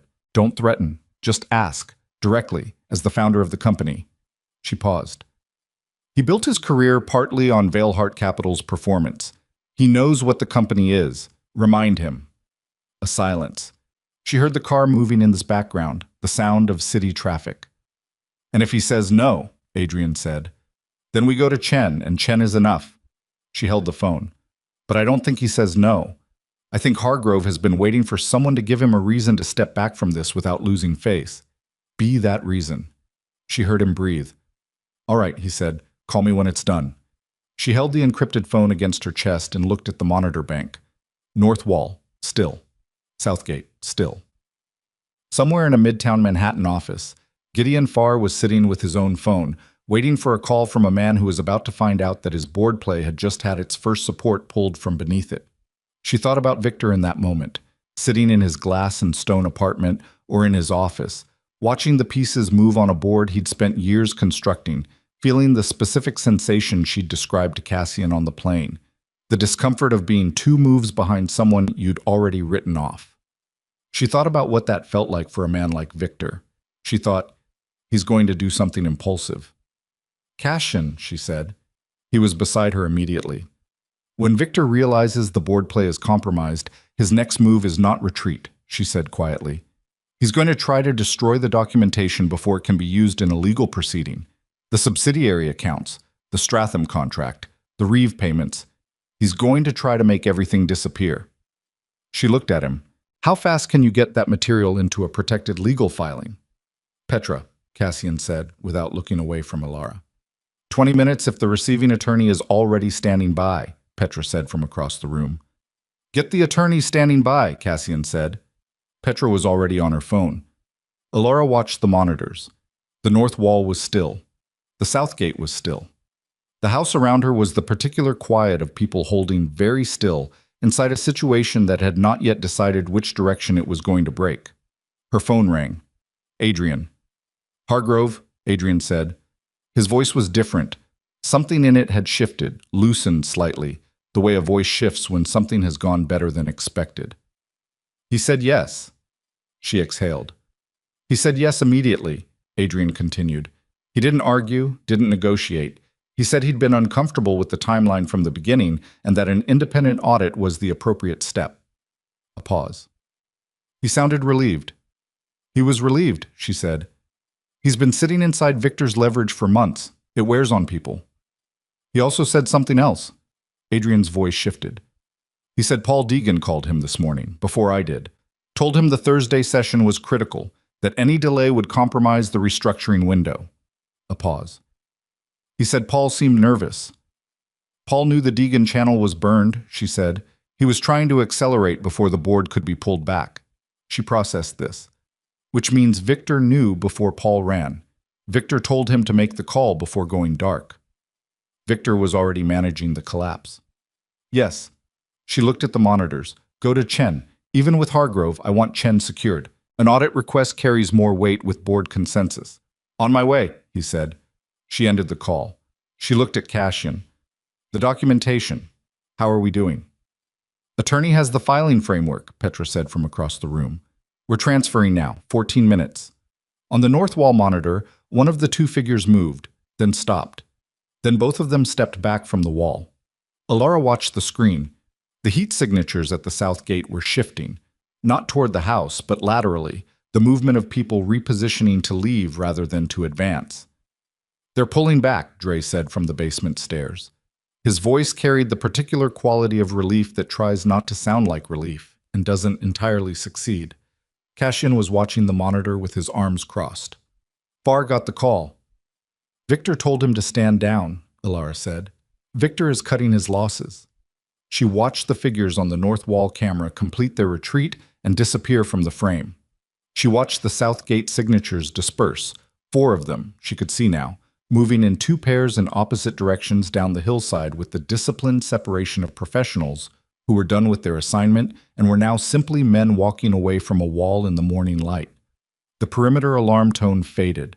The house was quiet. Alara stood in the hallway of a safe house in Lisbon with an encrypted phone in her hand and her notebook in her other hand, and she breathed. 4 counts in, 4 counts out. Then she sat down on the single chair near the door, which she hadn't allowed herself to do in the last hour, and she felt the full weight of the last 18 hours settle into her legs and her shoulders and the back of her neck. Petra, she said, the filing. 11 minutes. Good. No. Victor Halden called his attorney at 10:47 in the morning, New York time, and instructed him to begin the process of withdrawing the restructuring proposal from the board's agenda. The attorney, who had been preparing the Thursday documents for 6 weeks, asked for a reason. Victor said, change circumstances. He ended the call. He sat in his office, not the apartment, but the glass-walled corner office in the Halden Group's building, the one with the view he'd spent 20 years earning. And he looked at the city below and ran the final calculation one more time, the way he always did, the way he'd been trained to do by a life that had rewarded calculation above everything else. The documentation was going into a protected legal filing. He knew that because his contact inside the Geneva oversight body had sent him a flag 20 minutes ago, an amendment to the Rourke filing that effectively sealed the 2018 bridge records behind a jurisdictional wall. He couldn't reach without a legal process that would take months and generate the kind of attention he couldn't afford. The Deegan channel was burned. Paul was gone, which meant Paul was a liability now. A man who knew too much and was frightened enough to become unpredictable. Hargrove had postponed the board session. Daniel Marsh had not come into the office this morning. Victor sat with all of this, and he was not panicking and he was not despairing. He was calculating, the way he always calculated. What could be saved? What had to be sacrificed? What could be restructured in the aftermath? I was still doing this calculation when 2 federal investigators walked into his office at 11:12 in the morning, accompanied by a building security manager who looked like he would rather be anywhere else, and presented him with a document that had been filed 47 minutes earlier with a federal court under seal. The filing included 3 years of documentation on the Holden Partnership subsidiary. It included the Stratham advisory contract. It included the transfer records connecting Sasha Reeve to a Cayman blind trust that traced, through 2 layers, to a Halden Group holding. It included a witness statement from Daniel Marsh dated that morning, attesting to his direct role in executing the financial redirects under Victor Halden's explicit instruction. Victor read the document. He read it the way he read everything, linearly, precisely, without expression. Then he set it on the desk and looked at the federal investigators and said, I'll need my attorney present. Of course, said the investigator. It was the last sentence Victor Halden spoke without counsel for the next 14 months. Alara learned about the federal filing from Dre, who had a contact in the court clerk's office who sent a notification when sealed filings of a certain financial category were received. She read the confirmation on Dre's tablet in the basement of the Lisbon house at 11:23 in the morning, and she sat with it for a moment before she said anything. Marsh moved faster than I expected, she said. He filed the statement at 9:58, Dre said, before you'd even finished the call with Adrian about Hargrove. She thought about that. A man sitting in a corner office in Midtown, his son's custody case in one hand and 20 years of career in the other, making a calculation that was, in the end, not complicated. It just required him to be more afraid of the right thing than the wrong one. He made a good choice, she said. He made a self-interested choice, Petra said from across the room. Those aren't mutually exclusive, Ilara said. She stood up. She went upstairs. She went to the window in the front room that looked out at the hillside and the river below, and she stood there for a long time doing nothing in particular. Cassian found her there 15 minutes later. He stood in the doorway for a moment before he spoke, which was not hesitation. Cassian did not hesitate, but a kind of consideration, the deliberate pause of a man who understood that the next conversation mattered and wanted to enter it correctly. It's done, he said. I know. Victor will negotiate a plea. His attorneys will try to minimize exposure, but the Marsh statement combined with the financial documentation is sufficient for the primary charges. The Reeve obstruction adds federal weight. He paused. It won't be fast, but it will be complete. And Paul Deegan, she said? He surfaced in Montreal this morning, tried to access a bank account that had been flagged. He paused. He's been detained. Adrian's instructed his legal team to cooperate with the federal investigation. She looked at the river, wide and silver and unhurried in the midday light. How long had Paul been working with Victor, she asked. It was not a question she needed for strategy. It was a question she needed for herself. Our best estimate is 3 years, Cassian said. Victor approached him after the SEC investigation closed, when he identified Paul as the person who had the most complete picture of Veilheart Capital's vulnerabilities. He paused. He offered Paul a share of the company's post-restructuring value, significant enough that Paul decided the relationship he'd built with you and Adrian was worth less than what he was being offered. She absorbed this. 3 years. She had brought Paul into her confidence 2 years ago, which meant for one of those 2 years, everything she'd told him had gone directly to Victor. He told Victor about me before I told him about the Rourke connection, she said. It wasn't a question. Most likely, yes. Victor knew I was Tomas Voss's daughter before I ever sat down with Paul. That's our working assumption. She stood with this. The full dimension of it. Victor had known from the beginning, had known who she was, had known what she represented, had spent 2 years not moving against her directly because moving against a Rourke-adjacent asset carried its own risks, and instead had moved around her, through Adrian, through Paul, using the people she trusted as instruments. He had been careful. She had to grant him that. In a different situation, against a less careful opponent, it might have worked. My father would have handled this differently, she said. Your father would have handled this loudly, Cassian said, and several people would have been hurt in ways that couldn't be undone. He held her gaze. What you did hurt the people who deserved it and protected the people who didn't. That's not a small thing. She looked at him. He was standing in the doorway with the particular quality of presence he always had, contained and genuine, and, she had come to understand over the last 2 days, carrying something of his own that was old and complicated and had to do with her father and with the years he'd spent keeping a promise Tomas Voss had extracted from him in some room she'd never seen.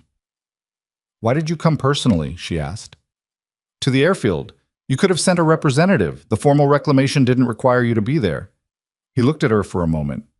Your father asked me to, he said. Not recently. Years ago, before he died, before I understood what the request would require. He paused. He said, when the time comes, go yourself. Don't send someone. She'll need to see that it matters enough that you came. He held her gaze. He knew you. He knew you wouldn't trust a proxy. He knew you'd need to see the real thing standing in front of you before you'd believe it was real. She felt something move in her chest at that. Old and warm and aching, the way things feel when they arrive too late to be what they could have been and still mean something. He sounds like he knew me better than I knew myself at the time, she said. He talked about you constantly, Cassian said. For years. The daughter he'd hidden, the daughter who was safe somewhere, The daughter who was, his words, the sharpest person he'd ever met, and he included himself in that comparison. A pause. He was not a man who paid that kind of compliment lightly. She pressed her lips together for a moment. She looked back at the river. I never got to be angry at him, she said, for hiding me, for the choice he made. She paused. I understand why he made it. I understand it was the right call given what he knew. But there's a version of my life that went differently, and I never got to be angry at the person who decided that version wasn't the one I'd get. I know, Cassian said.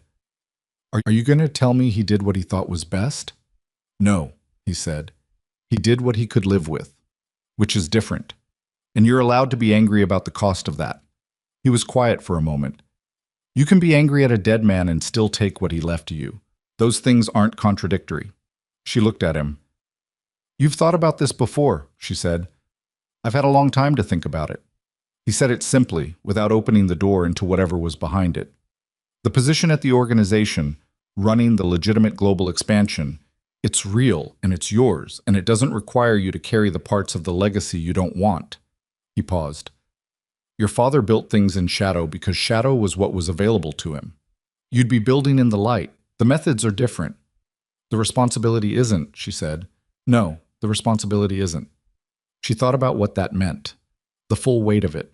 A seat at a table she'd been kept from for 19 years, offered to her now not as a birthright claimed automatically, but as a choice made with full knowledge of the cost and the shape of the work. She had spent 10 years being invisible. She had spent 3 years building a case in secret. She had spent the last 48 hours fighting a battle on 4 simultaneous fronts across 2 continents. She was 32 years old, and she was tired in a way that went to the bone. And underneath the tiredness was something else. The beginning of something she didn't have a clean word for yet, but that felt like ground, like the first solid thing under her feet in a very long time. I'll need an office, she said. Cassian looked at her. Something moved across his face, not the almost smile she'd seen before, but the real thing, brief and unguarded, gone almost before it arrived. I'll have one ready, he said. He left the doorway. She stood at the window for another few minutes. Then she picked up her phone, her regular phone, not the encrypted one, and she called Adrian. He picked up on the first ring. Chen voted to request the independent audit, he said, before she could speak. His voice was different from any version of it she'd heard in the last 24 hours. Quieter, stripped down to something that might, in better light, resemble honesty. Hargrove seconded. The Thursday session is formally postponed pending the audit committee's report. A pause. And I just got the notification about the federal filing. I know, she said. You knew before I did. I knew approximately simultaneously. A sound that might, in other circumstances, have been a short laugh.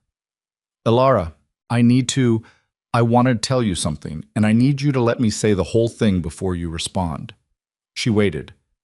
The company, the parts of it that your family's financing helped build, the Meridian acquisition, the foundation that everything else was built on, I want to make that right, formally. There are legal structures for acknowledging silent investment. I've already asked the new legal team to look at it. He paused. Not because it fixes anything, but because the record should be accurate. You don't owe me equity in your company, Adrian. I know I don't owe it. I want the record to be accurate. A pause. Those are different things. She thought about it, about what it meant to have a record be accurate, about the 10 years of invisible work that had no record at all, no acknowledgement, no trace, and whether a legal document now could speak to that retroactively in any way that mattered. Talk to the attorneys, she said. If the structure is clean and legal and doesn't create complications for the Rourke organization's position, I won't object. That's not a yes. It's not a no either. She looked out at the river. It's do the work and show me what it looks like. Okay, he said. That's fair? A pause. Are you safe? Yes? The people at the wall, gone. Victor pulled them back. Because he was already dealing with the federal situation. Yes. A long pause. In it she heard him assembling something. The same thing she was assembling, the full shape of everything that had happened in the last 36 hours, the accounting of it, the cost on each side. I told Victor's name to the investigators this morning, Adrian said. Before the federal filing came in, I gave them the documentation from the drive, what was left of it that Paul hadn't compromised, and I told them everything I knew. He paused. I thought it would feel like winning something. It felt like cleaning up a mess I helped make. It was both, she said. That's how it usually works. Yeah. His voice was quiet. Yeah, I think you've known that longer than I have. She said nothing. Alara, he said, I hope, whatever comes next for you, I hope it's what you deserve. A pause. I think you deserve a great deal. She stood at the window with the phone against her ear and the river below her catching the midday light, and she felt the sentence land in the specific way that true things land when they arrive from the right direction, which is not with comfort exactly, but with the clean relief of accuracy. Take care of the company, she said. It's a good company. Don't let the next 10 years be the same as the last 10. I won't, he said. She believed him, not entirely, not without reservation. She was not a person who extended belief without reservation anymore, if she ever had been. But enough. Enough to mean something. Goodbye, Adrian, she said. Goodbye, he said. She ended the call. She stood at the window for a while longer, not doing anything in particular, not calculating anything, not planning the next move. Just standing in the light with the river below and the quiet house around her, letting the 48 hours settle into something she could carry without it spilling. Then she went upstairs and she slept for 4 hours, deeply, without dreaming, which was the first time she had slept that way and longer than she could accurately remember. 3 weeks later, Alara Voss flew back to New York. Not on the Gulfstream. On a commercial flight, business class, with a carry-on bag and the dark blue notebook and a document case containing the preliminary charter for the Rourke Organization's legitimate global expansion division, which she had spent 15 days reviewing, annotating, and in several places rewriting from the ground up. She took a car from the airport to a building in Midtown that housed, on its 14th floor, the new offices of what would become, over the next 3 years, through work that was difficult and detailed and sometimes tedious and always real, one of the more consequential financial restructuring operations in the legitimate private sector. The office Cassian had prepared for her was smaller than she'd expected. She appreciated that. Large offices were for people who needed the room to remind them of their own importance. She had never needed that reminder. She had spent too long being invisible to mistake square footage for significance. There was a desk, a window, a chair that was not particularly comfortable, which she would eventually replace with one that was. On the desk was a single item, a small framed photograph placed there by someone who had known to put it there, of a man she had never met as an adult, but whose face she recognized from the few photographs she'd been allowed to keep. Her father, Thomas Voss, standing in a garden somewhere European, squinting slightly into afternoon sun, looking like a man who was trying not to smile and not entirely succeeding. She picked it up and looked at it for a moment. She set it back down. She was still angry at him. That was still true. She expected it would remain true for some time, and she had made her peace with the fact that peace and anger could coexist in the same chest without one canceling the other out. She sat down at the desk. She opened the document case. She picked up a pen. She began to work. 3 months after that, on a Tuesday afternoon in early spring, she was in a conference room on the 14th floor when her assistant, a young woman named Risa, who was meticulous and unbothered and had, in 3 months, demonstrated a precision that Alara recognized and respected, knocked on the glass and told her there was someone in the lobby. Adrian Veilhart, Risa said. He doesn't have an appointment. He says he won't stay long. Alara looked at the conference room table, at the documents spread across it, the work of an ordinary afternoon, the accumulation of a new life in its early, unglamorous stages. Send him up, she said. He came in looking like himself. The good suit, the controlled bearing, the face of a man who had spent years learning to appear more certain than he was. He also looked like a man who had been through something and had not fully emerged from the other side of it yet, which was accurate, and which she found, unexpectedly, made him easier to look at than the version of him that had known everything and questioned nothing. He stopped in the doorway of the conference room. I heard you were back, he said. I've been back for 3 months. I know. A pause. I didn't want to come before I had something worth saying. She looked at him. And now you do? He came in and sat down across the table from her, without being invited and without apology, which was at least consistent. He put his hands flat on the table and looked at her. The independent audit finished 2 weeks ago, he said. Victor's federal case goes to pretrial in the fall. The board has been restructured. Hargrove resigned. Chen is interim chair. 2 new members come in next quarter. He paused. Paul Deegan entered a cooperation agreement with the federal prosecutors in exchange for a reduced charge. He'll lose his license. A beat. I thought you should know that directly, not through a filing. Thank you, she said. The company is... He stopped. The company is intact. That's the right word. Not thriving, not perfectly stable, but intact. The audit clarified the damage Victor did, and we're unwinding it. He held her gaze. We kept all 300 employees from the Meridian acquisition. She looked at him. I thought you'd want to know that specifically, he said, given that the financing that made that acquisition possible. I know why you're telling me, she said. He nodded once. She looked at him across the table in the afternoon light of the office she was building, and she saw the full shape of him clearly. The man who had been arrogant and blind and had let himself be shaped by worse people than himself because it was easier than the alternative, and who was now sitting across from her with nothing to perform and nowhere to hide, and was, in that vulnerability, more genuinely himself than she had seen him in years. She thought about 10 years. She thought about all the rooms she had been invisible in, all the problems she had solved without credit, all the small daily decisions to stay and keep building something that he hadn't recognized as being built. She thought about the fact that she did not regret it. Not the staying, not the work, not even the invisibility in its time, because it had made her, had built in her a precision and a patience and a knowledge of her own capacity that she would not have discovered any other way. She thought about her father in the garden, squinting into the sun. The record amendment, she said.